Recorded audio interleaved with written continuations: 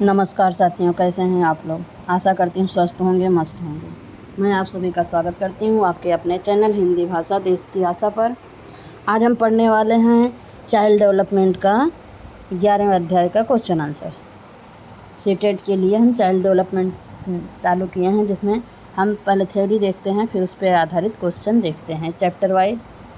तो 11वां चैप्टर चल रहा है, हमारी थ्योरी हो चुकी है, क्वेश्चन आंसर्स आज देखेंगे। हमारे चैनल पर यूजीसी नेट की हिंदी और सीटेट के लिए ऑल सब्जेक्ट की तैयारी फ्री में कराई जाती है। अच्छा लगे तो लाइक करें, शेयर करें और सब्सक्राइब करें। स्टार्ट करते हैं। क्वेश्चन नंबर 1, आकलन मतलब मूल्यांकन की आकलन क्या है, असेसमेंट क्या है वो देखेंगे। ऑप्शन 1 संक्षिप्त प्रक्रिया, ऑप्शन 2 विस्तृत प्रक्रिया, ऑप्शन 3 बहुआयामी प्रक्रिया, ऑप्शन 4 उपरोक्त में से कोई नहीं। क्वेश्चन नंबर 1 और आंसर ऑप्शन नंबर 1 राइट है, संक्षिप्त प्रक्रिया। आकलन है संक्षिप्त प्रक्रिया। क्वेश्चन नंबर 2 मूल्यांकन शिक्षण एवं शिक्षार्थी दोनों के लिए किस प्रकार का कार्य करता है। नंबर 1 पुनर्बलन, नंबर 2 समावेशन, नंबर 3 अधिगम का, नंबर 4 उपरोक्त में से कोई नहीं। Question number 2 option number 1 right है, पुनर्बलन का कार्य करती है। क्वेश्चन नंबर 3 क्रिस्टीना अपनी कक्षा को क्षेत्र भ्रमण पर ले जाती है और वापस लाने पर अपने विद्यार्थियों के साथ भ्रमण पर चर्चा करती है। यह डैश की ओर संकेत करता है। नंबर 1 सीखने के लिए आकलन, नंबर 2 आकलन के लिए सीखना, नंबर 3 आकलन का सीखना, नंबर 4 सीखने का आकलन। Question number 3 option number 1 right है, सीखने के लिए आकलन। क्वेश्चन नंबर 4 निम्नलिखित में से कौन सी अधिगम के मूल्यांकन की विशेषता नहीं है। तो नहीं पे ध्यान देने का। ऑप्शन 1 यह मूल्यांकन शिक्षा प्राप्ति के बाद किया जाता है। ऑप्शन 2 इसमें सूचना को सामान्य रूप से अंकों अथवा ग्रेडों में रूपांतरित किया जाता है। ऑप्शन 3 इसमें सूचना अध्यापक द्वारा एकत्र की जाती है। ऑप्शन 4 इसमें सूचना छात्रों के द्वारा स्वयं एकत्र की जाती है। Question number 4 option number 4 right है। क्वेश्चन नंबर 5 वह मूल्यांकन जो विद्यालय परिषदों के दिशा निर्देशों के आधार पर तो किया जाता है, किंतु परिषद बोर्ड स्तर पर नहीं कहलाता। और कौन सा ऑप्शन है इसमें सही। ऑप्शन 1 विद्यालय आधारित, ऑप्शन 2 निरीक्षण, ऑप्शन 3 अवलोकन, ऑप्शन 4 व्यापक मूल्यांकन। Question number 5 option number 1 right है, विद्यालय आधारित मूल्यांकन। क्वेश्चन नंबर 6 अधिगम के अच्छे मूल्यांकन का या के मानदंड हैं। ऑप्शन 1 ये व्यक्ति संगत होते हैं, ऑप्शन 2 ये विश्वसनीय होते हैं, ऑप्शन 3 ये तुलनीय होते हैं, ऑप्शन 4 ये उपरोक्त सभी। Question number 6 option number 4 right है, उपरोक्त सभी।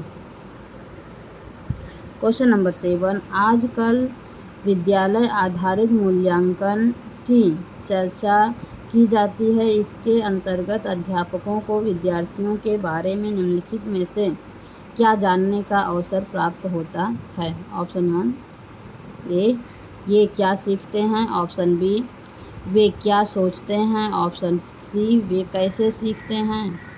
तो इन तीनों में से कौन सा सही है। पहला केवल ए, दूसरा बी सी, तीसरा ए सी, चौथा ये सभी। Question number 7 option number 4 right है, ये सभी। क्वेश्चन नंबर 8, केंद्रीय माध्यमिक शिक्षा बोर्ड ने विद्यालय आधारित सतत एवं व्यापक मूल्यांकन के दिशा निर्देश दिए हैं। निम्नलिखित में से कौन सा इसका एक उद्देश्य नहीं है? पहला, बच्चों पर पड़ने वाले दबाव को कम करना। दूसरा, विद्यार्थी को अपनी रुचि के अनुसार पढ़ने की छूट देना। तीसरा, छात्रों की प्रवीणता के निर्धारण के लिए अंकों के स्थान पर ग्रेडों का प्रयोग। ऑप्शन 4, निदान एवं उपचार के साधन की व्यवस्था करना। Question number 8, option number 2 right है। विद्यार्थियों को अपनी रुचि के अनुसार पढ़ने की छूट देना। क्वेश्चन नंबर 9, विद्यालय आधारित मूल्यांकन होता है। नंबर 1, बहुआयामी। नंबर 2, एकल आयामी। नंबर 3, संकीर्ण। नंबर 4, इनमें से कोई नहीं।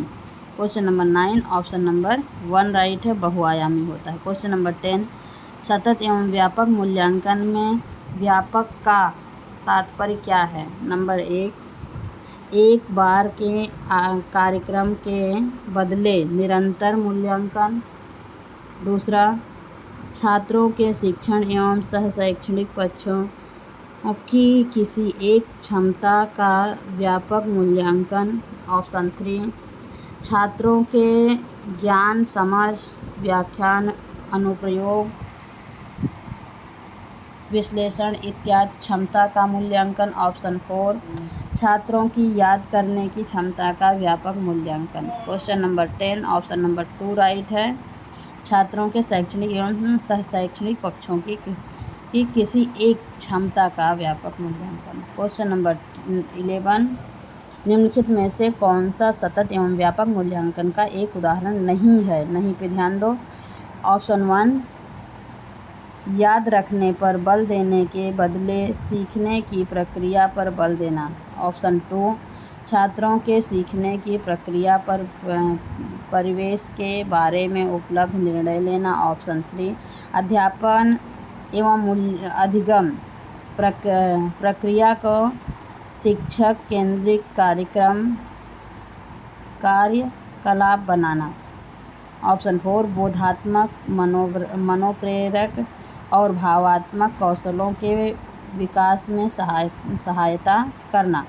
Question number 11, option number 3 right है, अध्यापन एवं अधिगम प्रक्रिया को शिक्षक केंद्रित कार्यकलाप बनाना। शिक्षक केंद्रित नहीं बल्कि विद्यार्थी केंद्रित होना चाहिए। तो गलत है क्योंकि नहीं पूछा था, इसलिए वो नहीं वाला हमारा सही है। क्वेश्चन नंबर 12, पढ़ाई के दौरान असफल होने वाले विद्यार्थी का मूल्यांकन निम्नलिखित में से किस प्रणाली के तहत होता है? नंबर 1, रचनात्मक मूल्यांकन प्रणाली। नंबर 2, योगात्मक मूल्यांकन प्रणाली। नंबर 3, निदानात्मक मूल्यांकन प्रणाली। नंबर 4, उपरोक्त में से कोई नहीं। Question number 12, option number 3 right है, निदानात्मक मूल्यांकन प्रणाली। क्वेश्चन नंबर 13, निम्नलिखित में से कौन सा मूल्यांकन सत्र की समाप्ति के बाद होता है? समय।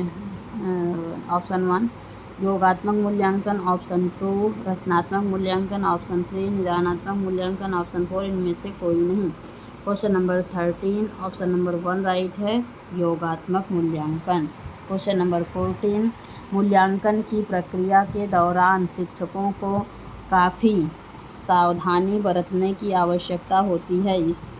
इस दौरान शिक्षकों को निम्नलिखित में से कौन सा कार्य करना चाहिए? ऑप्शन 1, छात्रों को फीडबैक उपलब्ध कराना ताकि वे बेहतर ढंग से कार्य कर सकें। ऑप्शन 2, छात्रों के बीच तुलना करना। ऑप्शन 3, छात्रों के बारे में नकारात्मक बयान देना। ऑप्शन 4, विद्यार्थियों को मंद, कमज़ोर, बुद्धिमान आदि के रूप में वर्गीकृत करना। Question number 14, option number 1 right है। छात्रों को फीडबैक उपलब्ध कराना ताकि वे बेहतर ढंग से पढ़ सकें या ढंग से कार्य कर सकें। क्वेश्चन नंबर 15, सतत एवं व्यापक मूल्यांकन के बारे में निम्नलिखित में से कौन सा कथन असत्य है। यहाँ पर भी देखो गलत वाला ऑप्शन पूछा है। पहला, सतत एवं व्यापक मूल्यांकन के सतत पहलू के अंतर्गत मूल्यांकन के सतत और आवधिक पहलू का ध्यान रखा जाता है। ऑप्शन 2, व्यापक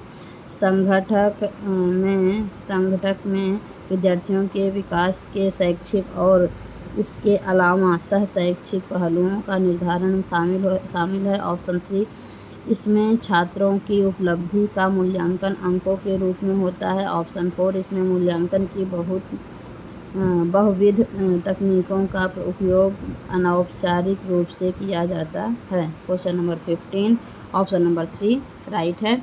इसमें छात्रों की उपलब्धियों का मूल्यांकन अंकों के रूप में किया जाता है, ये गलत है। क्वेश्चन नंबर 16, निम्नलिखित में से कौन सा सतत एवं व्यापक मूल्यांकन का एक उपकरण या साधन है। पहला, निरीक्षण, दूसरा प्रश्नावली, तीसरा जांच सूची। तो अब तीनों में से देखना है कौन सा सही है। पहला केवल ए, दूसरा केवल बी, तीसरा केवल सी, उपरोक्त सभी। क्वेश्चन नंबर 16, ऑप्शन नंबर 4 उपरोक्त सभी। क्वेश्चन नंबर 17,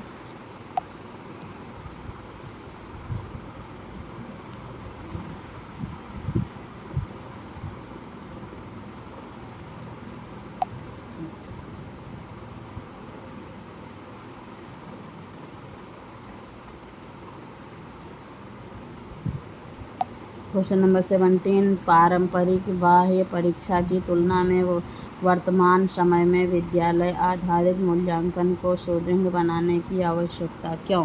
ऑप्शन 1, क्योंकि विद्यालय आधारित मूल्यांकन में बच्चों की सभी योग्यताओं का मूल्यांकन होता है। ऑप्शन 2, क्योंकि विद्यालय आधारित मूल्यांकन वर्ष के अंत में एक बार होता है जिसमें छात्रों को सुविधा होती है। ऑप्शन 3, क्योंकि विद्यालय आधारित परीक्षा में अंकों के आधार पर विद्यार्थियों को उत्तीर्ण अथवा अनुत्तीर्ण किया जाता है। ऑप्शन 4 उपरोक्त सभी। Question number 17, option number 1 right है। क्योंकि विद्यालय आधारित मूल्यांकन में बच्चों के सभी योग्यताओं का मूल्यांकन होता है।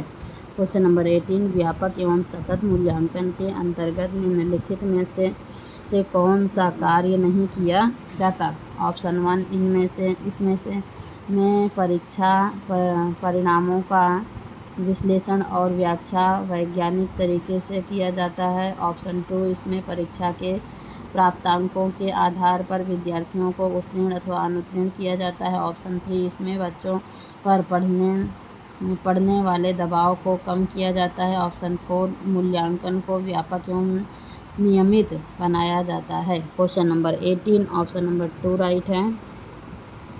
इसमें परीक्षा के प्राप्तांकों के आधार पर विद्यार्थियों को उत्तीर्ण अथवा अनुत्तीर्ण किया जाता है, ये गलत है क्योंकि नहीं पूछा था, बाकी सब सही है।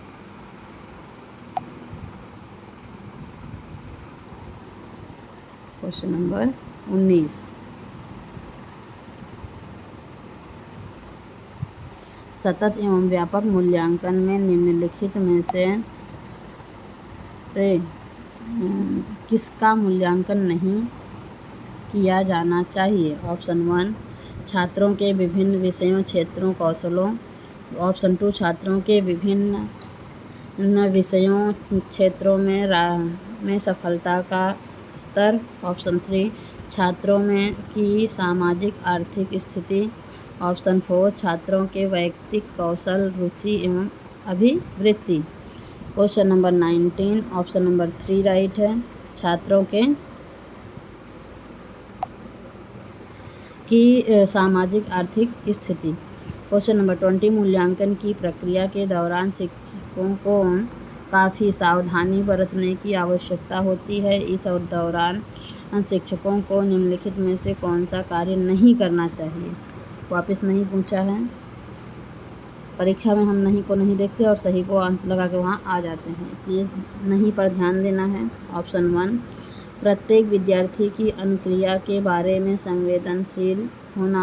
ऑप्शन 2, बच्चों की प्रगति के बारे में सूचना एकत्र करते रहना। ऑप्शन 3, शिक्षार्थियों को विभिन्न वर्गों में विभाजित कर उनके बीच तुलना करना। ऑप्शन 4, बच्चों की विभिन्न प्रकार की सूचनाओं को अभिलेखबद्ध करना। Question number 20, option number 3 right है। विद्यार्थियों को विभिन्न वर्गों में विभाजित कर उनके बीच तुलना करना। ये कभी भी सही नहीं हो सकता। याद करने के लिए है तो कभी भी सही नहीं हो सकता। शिक्षक केंद्रित है तो कभी भी सही नहीं हो सकता। तो नहीं पूछा है तो वहाँ पर हमारा वही ऑप्शन सही हो जाएगा। क्वेश्चन नंबर 21, सतत एवं मूल्यांकन की निम्नलिखित में से किस विधि में शिक्षक विद्यार्थियों के विभिन्न तथ्यों जैसे भाषा के प्रयोग, संवेगात्मकता, खेल के दौरान व्यवहार इत्यादि को लिखता एवं इस तरह एकत्र सूचनाओं के आधार पर मूल्यांकन करता है। ऑप्शन 1, जांच सूची। ऑप्शन 2, प्रश्नावली। ऑप्शन 3, निरीक्षण। ऑप्शन 4, साक्षात्कार। Question number 21, option number 1 right है, जांच प्रणाली। क्वेश्चन नंबर 22, निम्नलिखित में से कौन एक ब्लूम के ज्ञानात्मक पक्ष के अंतर्गत आता है। नंबर 1, विश्लेषण। नंबर 2, अनुक्रिया। नंबर 3, प्रत्यक्षीकरण। नंबर 4, ध्यान देना। Question number 22, option number 1 right है, संश्लेषण। अब हम देखेंगे विगत वर्षों में पूछे गए सवाल। इसी टॉपिक से अभी तक जितने क्वेश्चन पूछे गए हैं वो देखेंगे। ऐसे 10 क्वेश्चन हैं जो आज तक इस टॉपिक से आए हैं। क्वेश्चन नंबर 23, आकलन को उपयोगी और रोचक प्रक्रिया बनाने के लिए डैश के प्रति सचेत होना चाहिए। नंबर 1, अलग अलग विद्यार्थियों में तुलना करना। ऑप्शन 2, विद्यार्थियों को बुद्धिमान या औसत शिक्षार्थी की उपाधि देना। ऑप्शन 3, शैक्षिक और सहशैक्षिक क्षेत्रों में विद्यार्थियों के सीखने के बारे में जानकारी प्राप्त करने के लिए विविध तरीकों का प्रयोग करना। ऑप्शन 4, प्रतिपुष्टि फीडबैक देने के लिए तकनीकी भाषा का प्रयोग करना। Question number 23, option number 3 right है, शैक्षिक और सहशैक्षिक क्षेत्रों में विद्यार्थियों के सीखने के बारे में जानकारी प्राप्त करने के लिए विविध तरीकों का प्रयोग करना। क्वेश्चन नंबर 24, निम्नलिखित विद्यालय आधारित आकलन मुख्य रूप से किस सिद्धांत पर आधारित होता है। ऑप्शन 1, आकलन बहुत किफ़ायती मितव्ययी होना चाहिए। ऑप्शन 2, बाह्य परीक्षकों की अपेक्षा शिक्षक अपने विद्यार्थियों की क्षमता को बेहतर जानते हैं। ऑप्शन 3,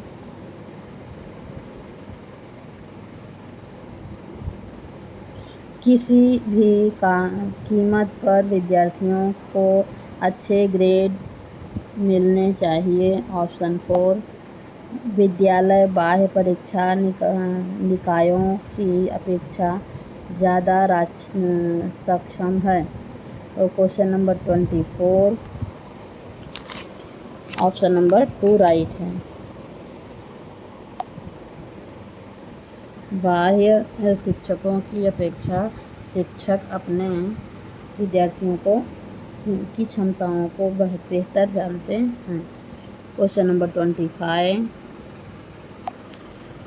सीखने के लिए आकलन निम्नलिखित का ध्यान है सिवाय।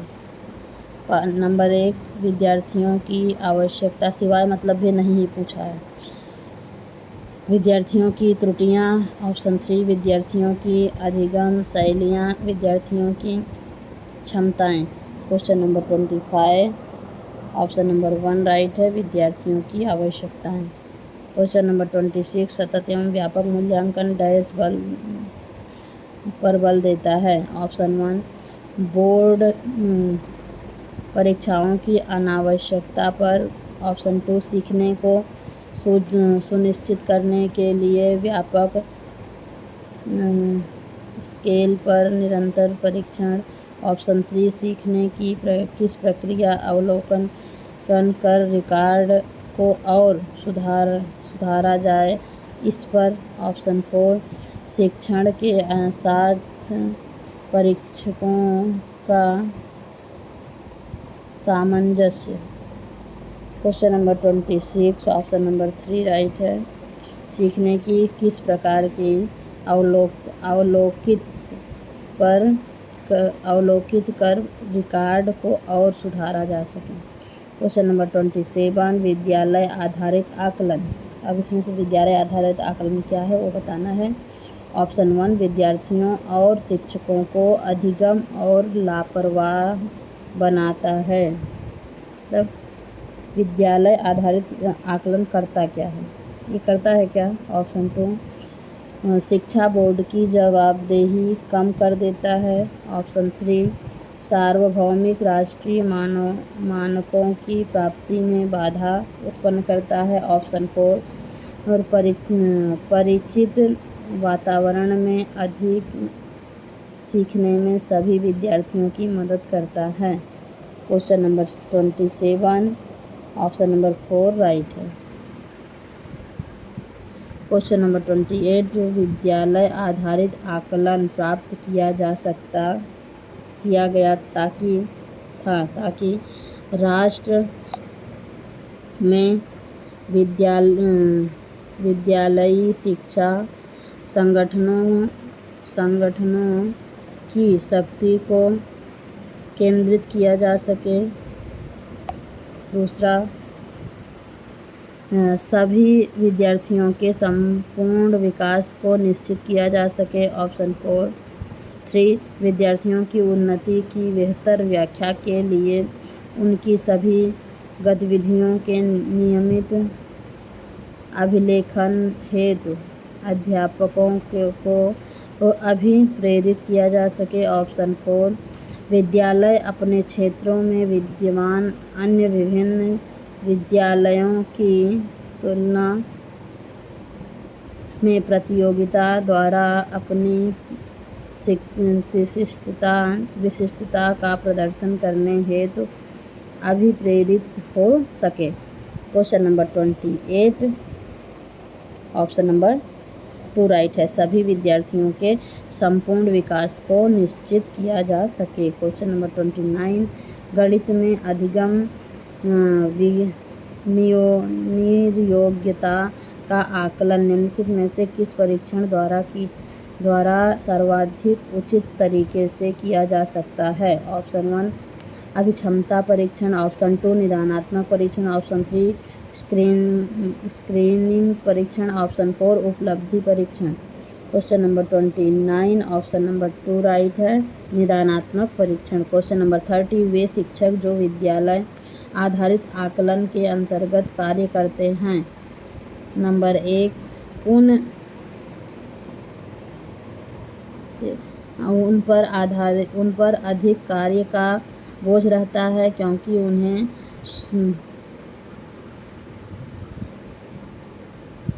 सोमवार की परीक्षा सहित अक्सर परीक्षा लेनी पड़ती है। ऑप्शन 2 उन्हें प्रत्येक विद्यार्थियों को प्रत्येक विषय में परियोजना कार्य देना पड़ता है। Question number 30 option number 1 right है।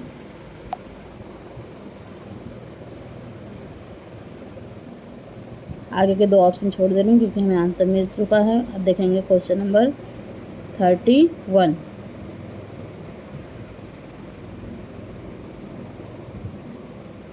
सतत एवं व्यापक मूल्यांकन किस लिए आवश्यक है। ऑप्शन 1 शिक्षक के साथ परीक्षण का तालमेल बैठाने के लिए। ऑप्शन 2 शिक्षा बोर्ड की जवाबदेही कम करने के लिए। ऑप्शन 3 जल्दी की जाने वाली गलतियों की तुलना में कम अंतराल पर की जाने वाली गलतियों को सुधारना। ऑप्शन 4 यह समझने के लिए कि अधिगम का किस प्रकार अवलोकन किया जाता है, दर्ज किया जाता है, वह सुधार किया जाता है। Question number 31 option number 4 right है। क्वेश्चन नंबर 32 अधिगम में आकलन किस लिए आवश्यक होता है। नंबर 1 ग्रेड एवं अंकों के लिए, ऑप्शन 2 जांच परीक्षण के लिए, ऑप्शन 3 प्रेरणा के लिए, ऑप्शन 4 पृथक्करण और श्रेणीकरण में उद्देश्य को प्रोत्साहन देने के लिए। Question number 32 option number 3 right है।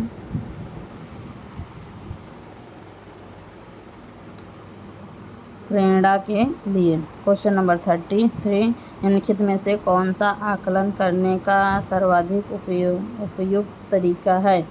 नंबर 1 आकलन शिक्षण अधिगम में अंतर्निहित प्रक्रिया है। ऑप्शन 2 बालक एक शैक्षणिक सत्र में 2 बार करना चाहिए, शुरू में और अंत में। ऑप्शन 3 आकलन शिक्षण